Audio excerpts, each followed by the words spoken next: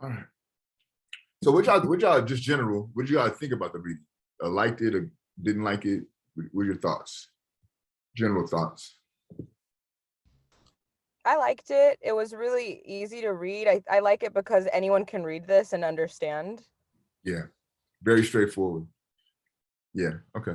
So for the most part, you like the reading. Okay, cool. So let's get into unpacking the reading a little bit.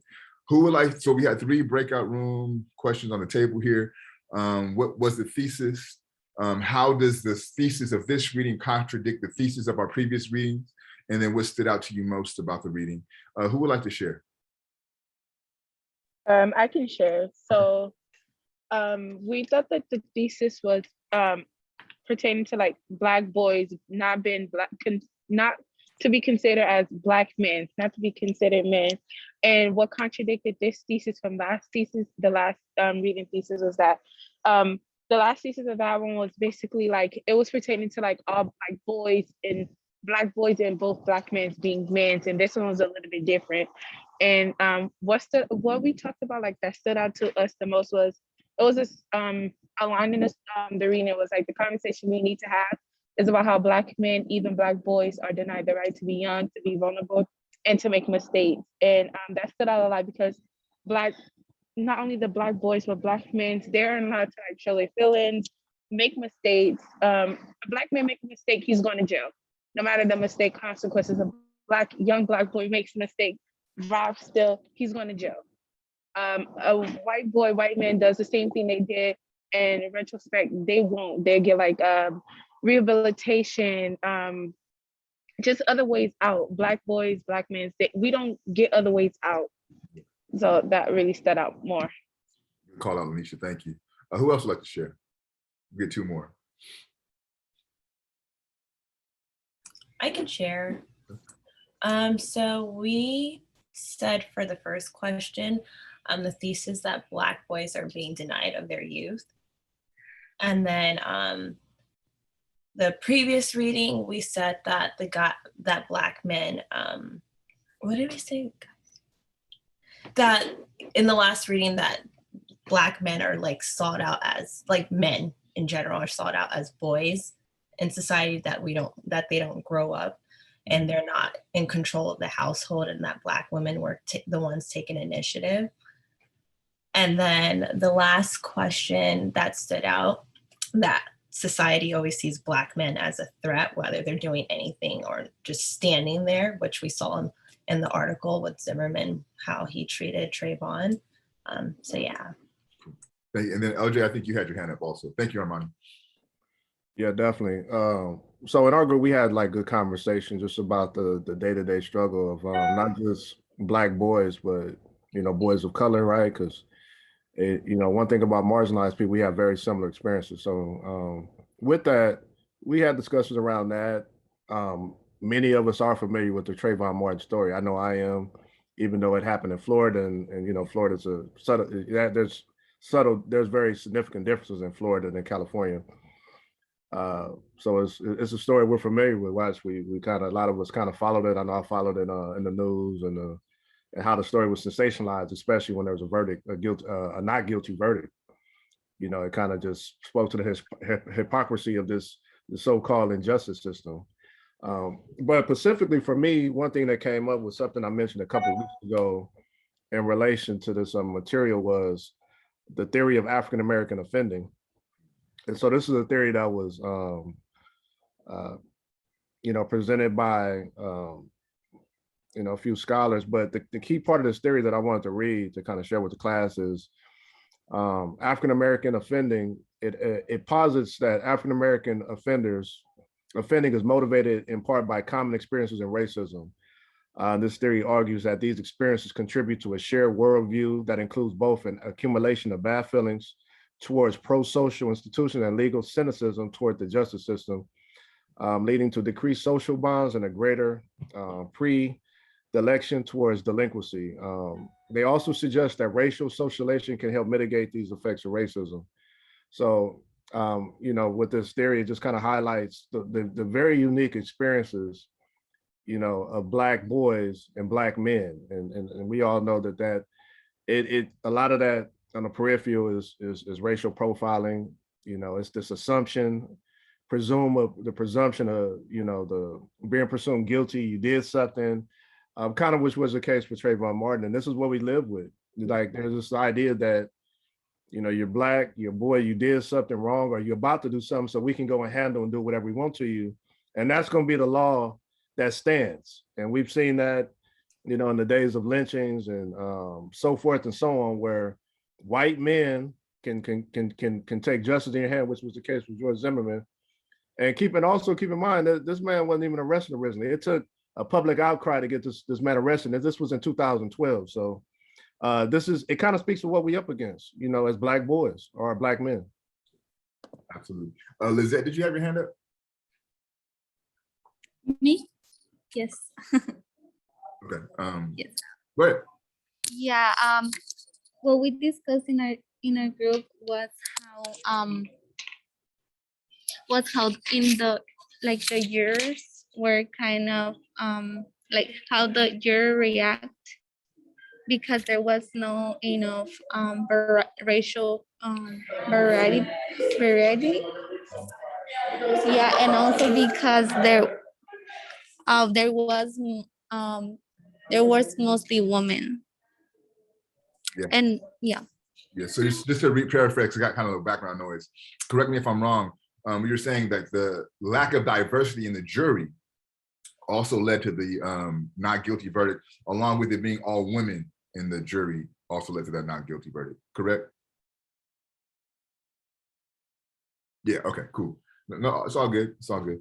Okay, yeah, I think you're all spot on. And I think what LJ demonstrates for us is this how to do an analysis, right? So he read this and it made him think about this other theory that pertains to the subject matter, and he brings the two together, right? The boys. Yep. Yeah, I want to point your attention to the chat because LJ is bringing up some really good points through the work of the boys, right? So before I get into my notes, I want to kind of situate our conversation and what we call a comparative analysis. Has anybody heard of the term a comparative analysis before? LJ, can you kind of speak to what a comparative analysis is? So my understanding of comparative analysis is when you're able to compare, when you're able to kind of compare an analysis of, it's one material, but it's being kind of compared from different perspectives. So what you're going to do is bring two outside sources into focus and do a comparison, right? And you can look in, that comparison could be focusing on the similarities or the differences. So for example, as I mentioned, I'm in my PhD program, right? And I finished all my coursework. And so now I'm at the stage where you do what's called a qualifying exams. How they do it at Claremont Graduate University is you have 3 qualifying exams. You choose the subject matter. So for me, it's cultural studies, because that's what my PhD is in. Africana studies, that's the focus of my PhD research. And then the third test is pedagogy, because my dissertation is on developing a Pan-African pedagogy. So these are 3 different subject matters that you'll be tested on. For each test, you have a 30-book list that you will be quizzed on. So 30 books for cultural studies, 30 books for Africana studies, 30 books for pedagogy, right? So a total of 90 books. And they're, you get a week out to do these 3 tests, right? So how mine's is scheduled, Monday will be cultural studies, Wednesday will be Africana studies, Friday will be pedagogy, right? You get 24 hours to do these tests. A large part of the test for me will be a comparative analysis between cultural studies and Africana studies, right? So what are the major themes? What are the major problematics? What are the major methodologies within these 2 disciplines? How are they similar and how are they different, right? So this is what we call a comparative analysis. So for this class and for this conversation, what we'll be doing is having a comparative analysis of this text that we just read and the previous 2 texts that we read. Hence the question that was asked in your breakout rooms, question 2, right? Is there a contradiction between the thesis between 2 texts? So in order to effectively do that comparative analysis, you need to, 1, know the thesis of both texts, right? And be able to situate the similarities in these theses and the differences within these theses. So this is what we mean by a comparative analysis, right?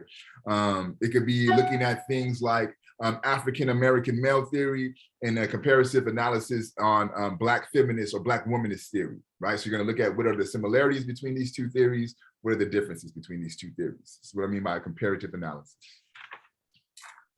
So one of the primary focuses of this article, excuse me, our society considers young Black men to be dangerous, interchangeable, expendable, and guilty until proven innocent. This is the conversation about race that we desperately need to have, but as in the past, we'll try our best to avoid, right? So more importantly for me, this notion that young Black men are dangerous, interchangeable, expendable, and guilty and proven innocent, this is what the important aspect of that portion of the article is, right?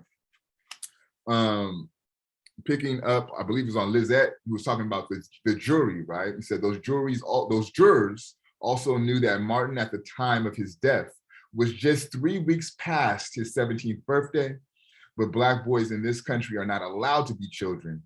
They are assumed to be men and to be full of menace, right? So not only are they assumed to be men, but they're men that's full of menace, right? So they're men that they're looking to create a problem, right? And it says, if anyone wonders why Africans feel so passionately about this case, it's because we know that our 17-year-old sons are boys, not men. It's because we know that their adolescence and gravitas is just that, an imitation of manhood, not the real thing, right? And I believe that was Lanisha's comments who were saying that, you know, we don't have the luxury to make these mistakes, right? These mistakes that are part of growing up could cost you your life, could cost you to be incarcerated. We don't have that luxury. And then the conversation we need to have is about how Black men, even Black boys, are denied the right to be young, to be vulnerable, to make mistakes, to Lanisha's point.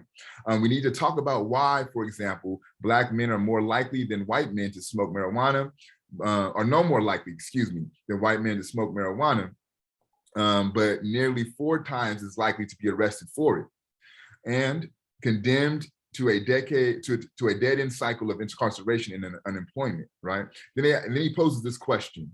I call that racism. What do you call that, right? And for me,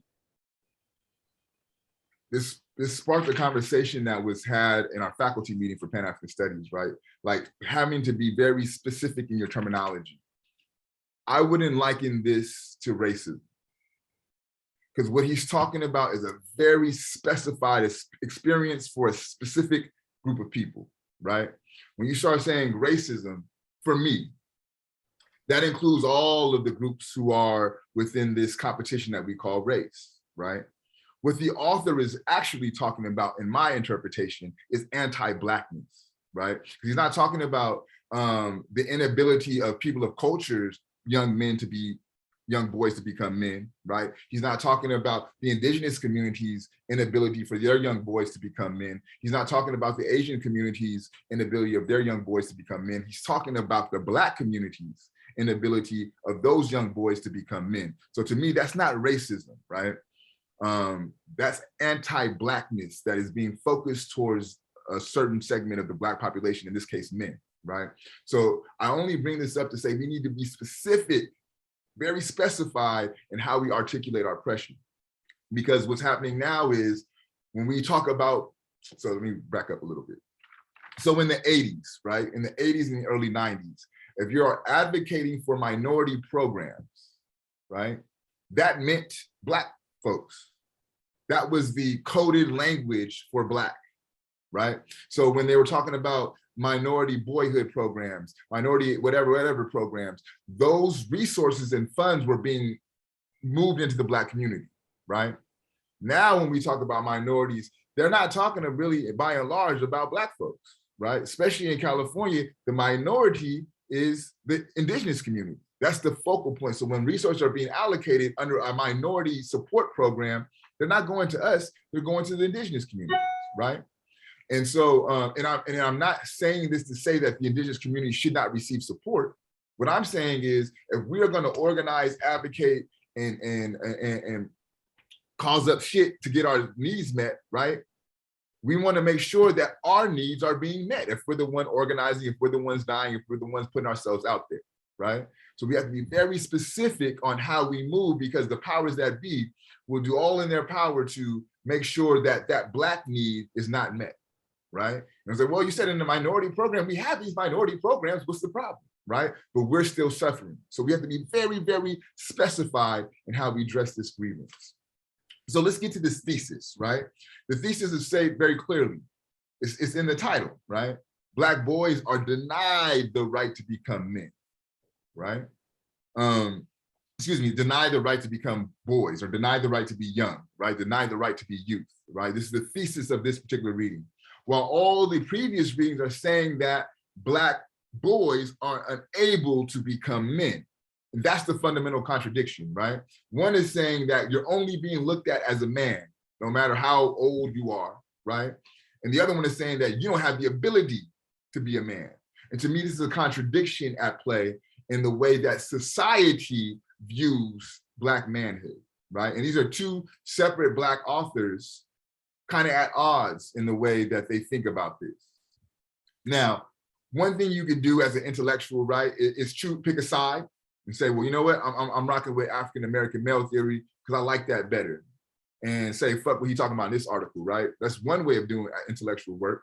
Or you could say, you know what, I'm standing on the side of that Black boys are denied their ability to be youth.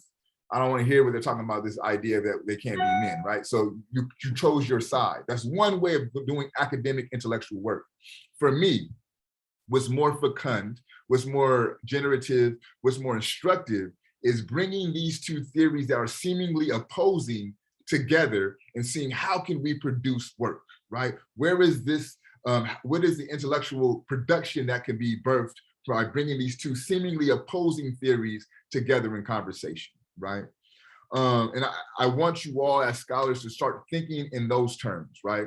Not or, but and, right? Not African-American male theory or this article here, but how can we bring them both together and make them work together as one? So I'm gonna put a pause in my notes there. We'll move into our fishbowl. Is there anyone who wants to volunteer for the fishbowl? I can. Okay, Armani, Cherie. I can volunteer. I can too. Oh, do me a favor. Can you put your hand up if you want to volunteer? Because there's a lot of y'all. I want to get everybody. I know Armani put her hand up. Armani, you got Cherie. You got Lanisha. Dominic. I think there's one more. Stephanie and Destiny.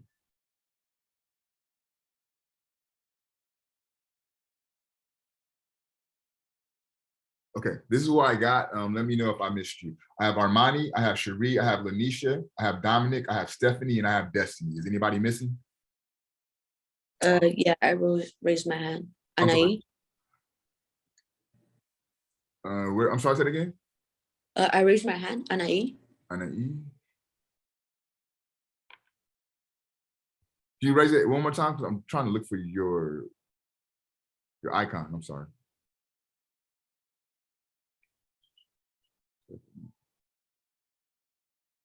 Anaí, do me a favor, raise your hand if you can on the thing. I think she's a Stephanie. Oh, Stephanie, I thought I had you on here already. Stephanie Varga, right? Or Vega?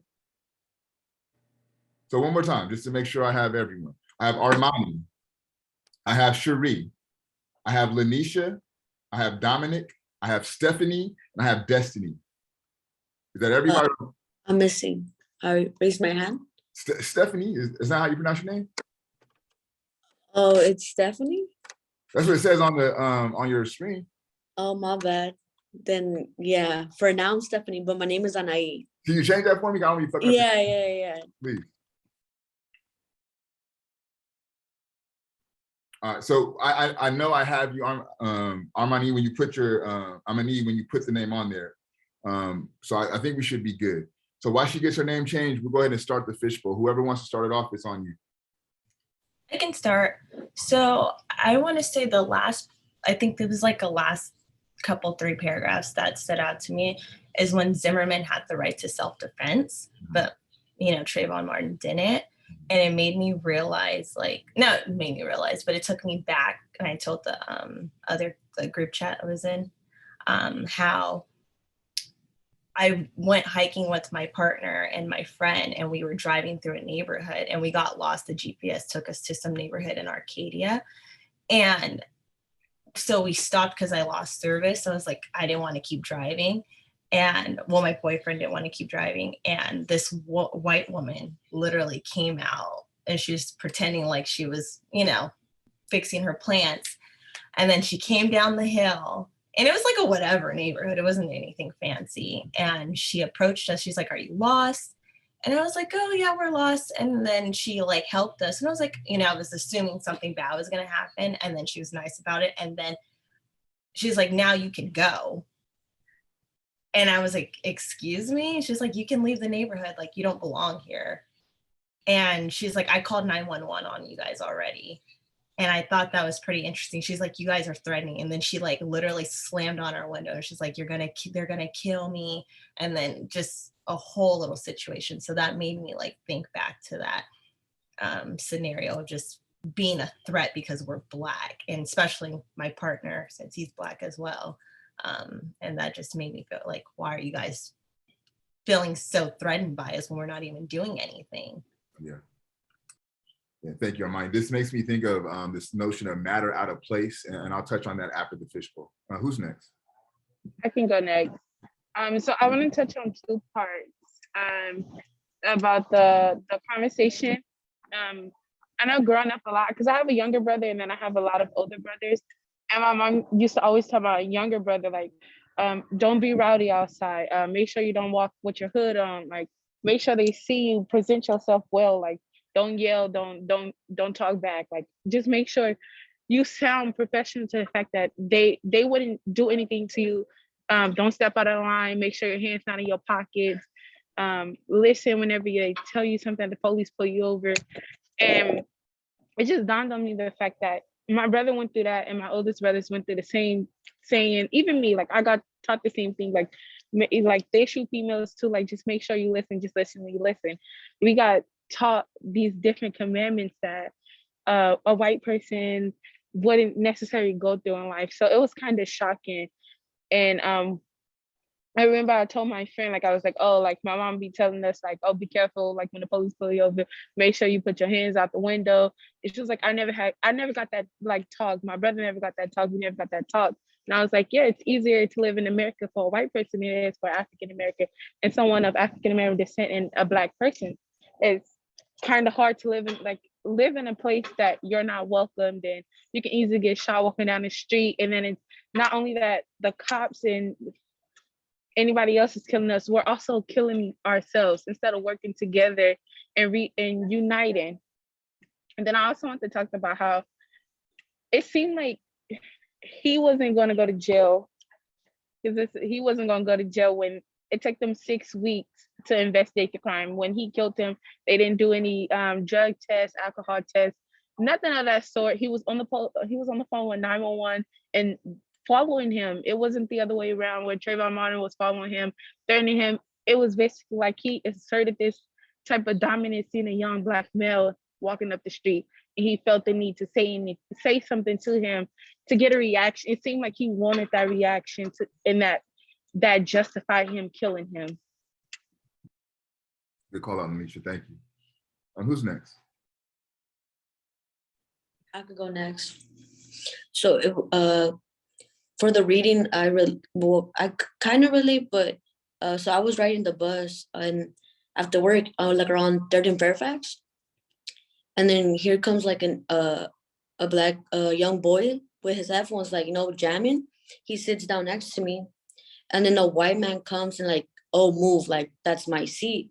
And the guy was like, what, you're tripping? He puts on his headphones and he was like, oh, you're being obnoxious, the whole ride.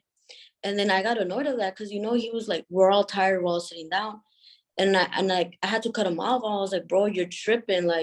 he's jamming, he's not bothering nobody. He's like, no, I feel threatened. I was like, no, you need to like be quiet and like go sit somewhere else, right? And then the young boy was like, oh, thank you for that. I appreciate you. You're the only one that stood up for me. I was like, bro, like you don't got a trip. Like we're living in like 2020, you get me? Like this was back then. And I was like, there's no need for him to come and feel like privileged because this is a public transportation.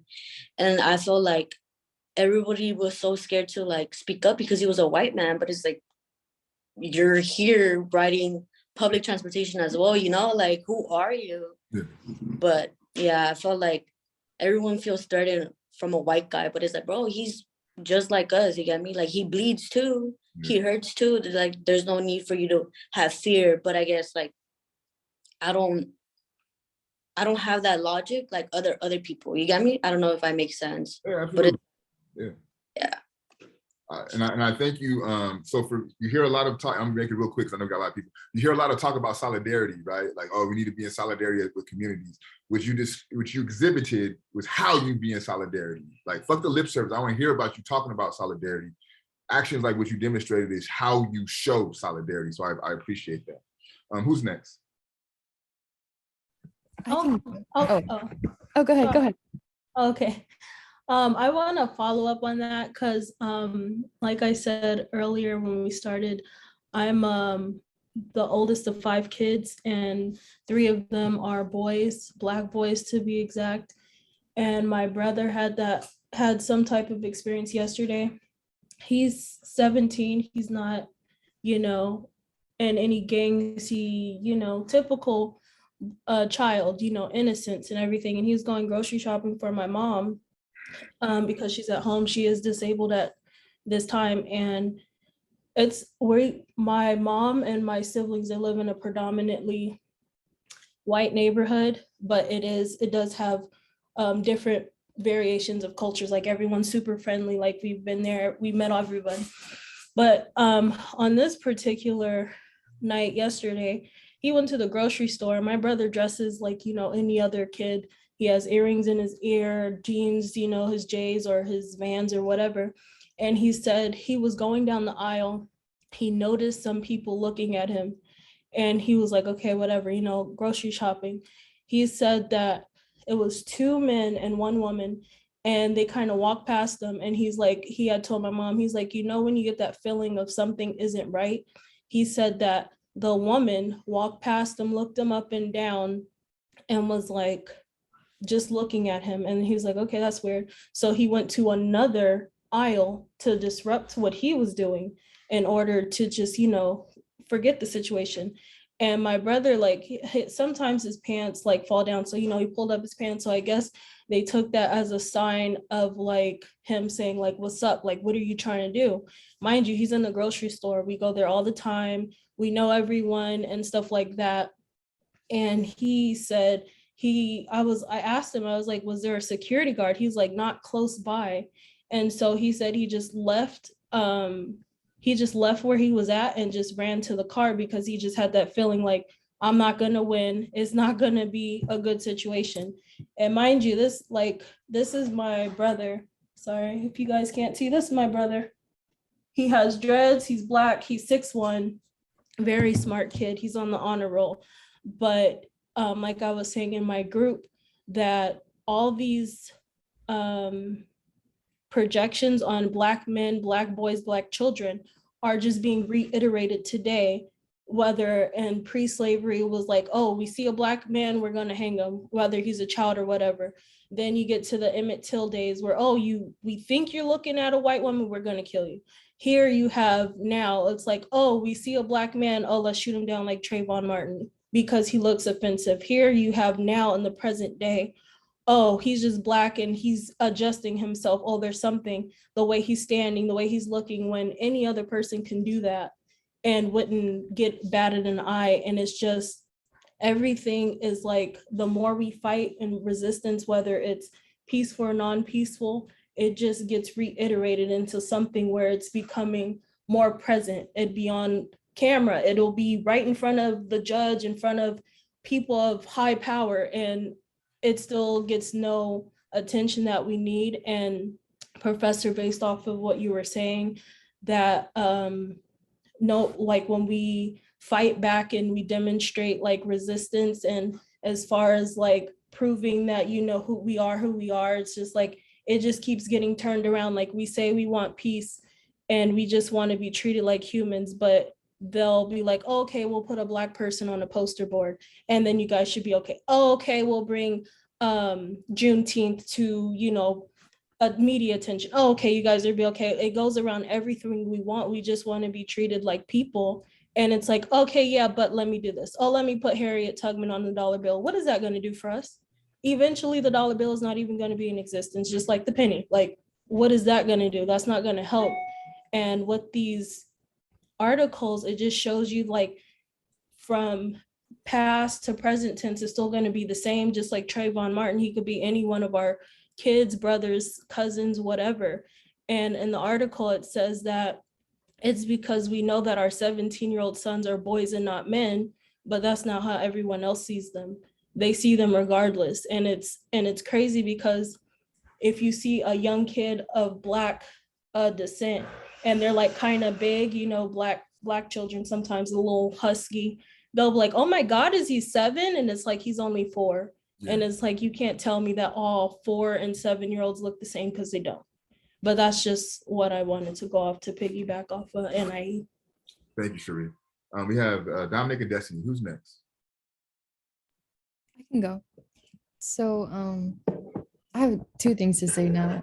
First thing I was going to mention, which Armani, I think, also mentioned, was self-defense. Like Zimmerman was allowed to be scared. He was allowed self-defense, but, you know, like Martin's not allowed that.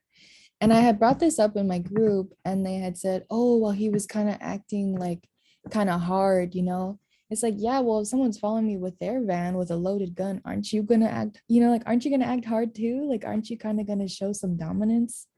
And that, you know, that's just so frustrating. Like, you can't even, as a Black man, you can't even, or Black boy, you can't even protect yourself, you know? Like, it's just, it gets portrayed in such a bad light. And then going off of what Cherie had said, or I think it was Cherie, you know, the like media gives you guys the bare minimum. Like she said, you know, like, oh, you get Juneteenth or you get a Black character or some like the bare minimum. And then when you guys, you know, when Black people explain how this is nothing, they just turn it around on you like, oh, like they're ungrateful, like just stuff like that. It's just, I get so frustrated, you know, for you guys. And that's just what I really wanted to say. Thank you, Destiny. Dominic? Hello. So I related with the reading because I thought it was crazy how he was just going to the store to get some candy and then he just gets followed by a random man because they assume he's a threat. And I live in a small town, or kind of small town. It's Alhambra, and it's predominantly Asian. So like I'm one of the few Black people. I was always one of the few Black people at my schools, and I didn't have many Black friends either. So when I went to the store when I was little, I think we were in like 8th grade. We went to a 7-Eleven, and when my friends walked in, they were fine. And then I walked in, I was the last person to walk in. And then when I walk in, the lady at the register is like, "Hey, we have cameras here." Like if it mattered, like I was gonna steal something. And that was just one of the first instances I had with like being a threat just from being a Black man or a Black boy at the time. Yeah, you guys really unpacked a lot. So thank you all who participated. I know we're on limited time, but I do want to say this. And like, I'm gonna just be me, right? Like I'm not your professor right now. It's a conversation, like barbershop talk. So keep in mind, I preface what I'm about to say with that, right? It's not professor. This is just a Mary having a real conversation with you. As a Black man, right? As a Black man who has a 5-year-old son, who has 2 younger brothers, right? Who grew up as being a young boy. I do not believe this motherfucker George Zimmerman should be breathing right now. Straight up. If I were Trayvon's father, he wouldn't be breathing right now. I don't know how other else to say this. The level of disrespect that he has exhibited to that family, it incenses me. He has auctioned off the gun that he murdered this young boy with. He has auctioned off the gun that he has murdered this young boy with, right? Has a history of domestic violence against his own partner, right? A deplorable human being. On me, as I stand in front of y'all, had that been my son, I'm going on a 5-year plotting mission. And all of my financial resources will be dedicated to taking that motherfucker out. Period. Period. I would do my jail time with the biggest smile on my face. And my wife right now, she knows that what that is. And this is an understanding that we have as a family. You do harm against mine, you know what's going to happen. I'm gonna be real patient with it too. I'm gonna take all of my time to where they forgot about it. And the next thing you know, that motherfucker missing. To me, that's a part of my manhood. That's me defending and honoring my family. That's me defending and honoring the legacy of my people. That's natural. There's nothing more human than what I'm talking about right now. It's a human emotion. It's a human response. And everyone has the ability to feel that but us. I ain't got time for that, right? Low key, if I was on some gang shit, if I was on some hood shit, if I have bodies on me already, I'm gonna go get him. If I'm out in the streets already doing dirt, right? If my tool already put in work, I'm gonna go put in some work. Florida has some of the most hoodest places in the world, homie. Like if you get Miami, certain parts of Dade County is hood. Hood. How is this motherfucker walking around untouched, right? And so this idea that Destiny says, you know, she's speaking in her group. I'm gonna put my professor hat back on, excuse me. I'm sorry, my little soapbox rant, but I'm gonna go back in professor mode. Destiny says in her group, as she's talking about the happenings, the commentary comes up, well, he was acting hard and he was doing these things almost as if he deserves it because of X, Y, Z, right?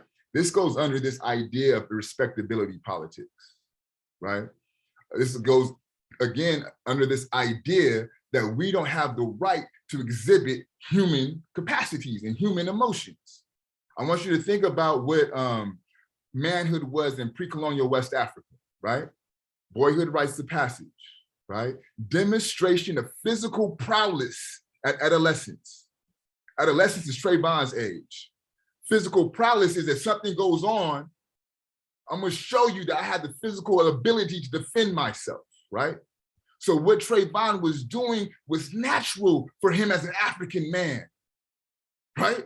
He was doing what African young boys have been doing since the beginning of time, demonstrating his physical prowess, right? And if you know how the story goes, Trayvon was fucking George Zimmerman up. He was pushing his head against the concrete and all that, right? So he demonstrated his physical prowess. He gave him all that he could handle to where he had to shoot this young brother, right?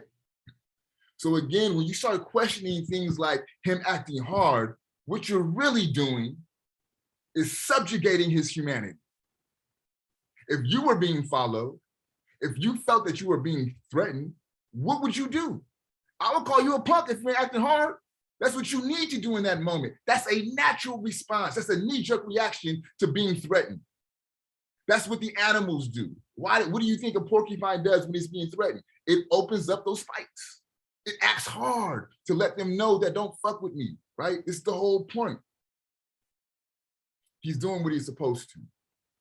And if you cannot see that, I beg you to question how you view Black folks' humanity. Take a very serious, retrospective, reflective conversation with yourself and ask yourself, do you really honor Black folks' humanity if you cannot see that him acting hard was what he was supposed to do? 2 more questions with the last time left, please. 2 more questions, comments, or concerns.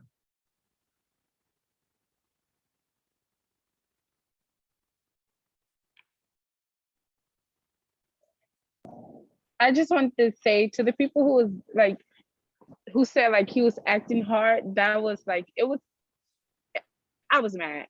I'm just gonna say that. I was pissed off. I don't get how someone can act hard when they're defending themselves. I feel like that's just a general thing that most people would commonly do as a natural instinct to protect themselves. So I feel like by them adding the hard part, they stereotyped him, and it was sort of a microaggression. It was a microaggression, and I think that's pretty ridiculous. So yeah. Another way to think about it, right? Was Kyle Rittenhouse, was he acting hard? Right, because he got off with self-defense. That was what got him off. Was driving across 2 states with the AR-15, was that not acting hard? Something to think about. Other thoughts, questions, comments, concerns? Professor, I just want to say it hit home when you was talking about him being alive. Like that's something I struggle with today. Like, I'm born and raised in South Central LA, and I've seen people get down for less. So this whole, and you're right, Florida is hood. They got some areas that's real gutter, and I struggle with that. I can't believe for the world that man is still walking. And I don't know Trayvon's family, but I do feel for him. And I've actually said to myself, man, like I would take one for the team, man. I think it's deplorable. It's disgusting, man, that the dude is still walking, man. Like you said, he auctioned his gun. I heard a story that he was signing autographs. It's a joke, man. It's a joke, and I don't like thinking that way, but if he stayed here in LA, man, like I said, I don't like thinking that way, but if he stayed in LA, man, I might shoot my shot, man. Just based on, Yep. And you know what? And you should be celebrated as a martyr if that were to be the case. That's how us as a people should move and think. And I guarantee you, if more people thought like me and you, LJ, we wouldn't be going through this as long as we've been going through this. One more comment and we'll call it. I just wanted to say, because like in reference to like them saying like, oh, he was being hard, like just to add on to that, I was just saying like in all the history of like something bad happening that a Black person didn't do, like they don't ever say like, oh, they're being hard. Like, did they say, I can't even think of his name right now, but the little boy from the Charleston shooting, they didn't say he was acting hard, or even the guy most recently, even though that wasn't like specifically targeted to Black people, I guess, but for the Vegas shooting, even that, like, no, like when it's like something like that, somebody else, they're never saying like, oh, they're being hard, or oh, they're doing this or whatever. Yeah. And then the boy was even protected, but yeah. So, I mean, and here's the thing, right? Like, y'all could tell from me, like the space that I'm holding here, right? You could tell it by the conversations that we have and the material that we engage in, right? There's a certain type of energy in the space that I hold within this Zoom.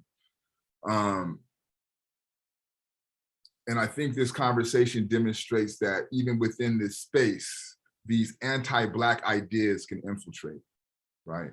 And I'm gonna end with this because I believe it was Cherie, and I may be mistaken, but she mentions, right, like we got the police after us, we got white folks after us, and we even damage ourselves, we even kill ourselves, right? Here's the thing about anti-Blackness. Nothing in this universe operates within a vacuum, right? So when I say a vacuum, it's isolated amongst itself, right? So nothing in this universe operates in a vacuum, right? So this is an anti-Black society. Being that it's an anti-Black society, you produce anti-Black education, you produce anti-Black entertainment, you can produce anti-Black news cycles, right? Everything that this society produces is anti-Black, right? So if nothing exists in a vacuum, you cannot assume that Black people aren't impacted by anti-Blackness, right? Nipsey Hussle has a very brilliant interview with Ebro Nim. And he talks about when you're going to pull a mission, you're going as your gang to do some work to represent for your gang against the enemy, against the op. You look for that brother who's dressed like you, but it's in the opposite color. You look for that brother who walk like you, but they're in the opposite color, right? So what you are, and by and large, hunting is yourself. Think about this. Think about what he says. I'll post the interview to our Google Classroom. When you're going to pull that mission, you're not looking for the dude in a business suit. He get a pass. You're not looking for that white man on the block. He get a pass. You're looking for the person who presents themselves just like you do. That's who you're going to go cause harm to, right? And this is the embodiment. This is the personification of anti-Blackness carried out by Black people. We cannot expect that we are in a vacuum in this anti-Black society. That's why we have issues with colorism, right? Because we buy into the legends and the myths and the theories that they told us. So this is why this phenomenon of anti-Blackness, Black on Blacks violence, to me, is a byproduct of an anti-Black society. And also, from a very practical standpoint, right? Most crimes, white on white, Asian on Asian, they're crimes of proximity. You do dirt with people who you're closest to. Very practically speaking, how hard will it be to drive from South Central LA to Beverly Hills, pull a home invasion, and then drive back? That's really hard to get away with. So you do crime with closest to you. So they're victims of proximity is also this notion of Black on Black violence. All right, go ahead. Can I say something? I actually sent something, I meant sent to you privately, but I saw something on the Shade Room with Azealia Banks. I don't know, like her, but she pretty much stated what you just said. And I just sent it to everyone in the chat. I meant to send it to you. Yeah. And I thought that was pretty interesting, but coming from the wrong person. Yeah, she's very problematic. But I'm gonna read the quote, excuse me. Okay. No, really, Black men, why are you guys so afraid of one another? Why do you think killing one of your own is a badge of honor? You guys definitely aren't carrying guns to defend yourself from white men or police. You're all actually scared to death of white men and police. You're carrying guns to protect yourselves from one another. It's actually the most asinine logic ever. Why are Black men, especially in hip hop, so scared of one another? Serious question. I can't disagree with that. But she's also a character who also loves to run to white men for her love relationships. So that's kind of, anyway, that's another conversation within itself. But thank you for sharing that, Armani. I'm gonna real quick show you what our reading is for next week and we'll call it a day. Apologize for going over. Just kind of conversation got a little more spirited than I anticipated.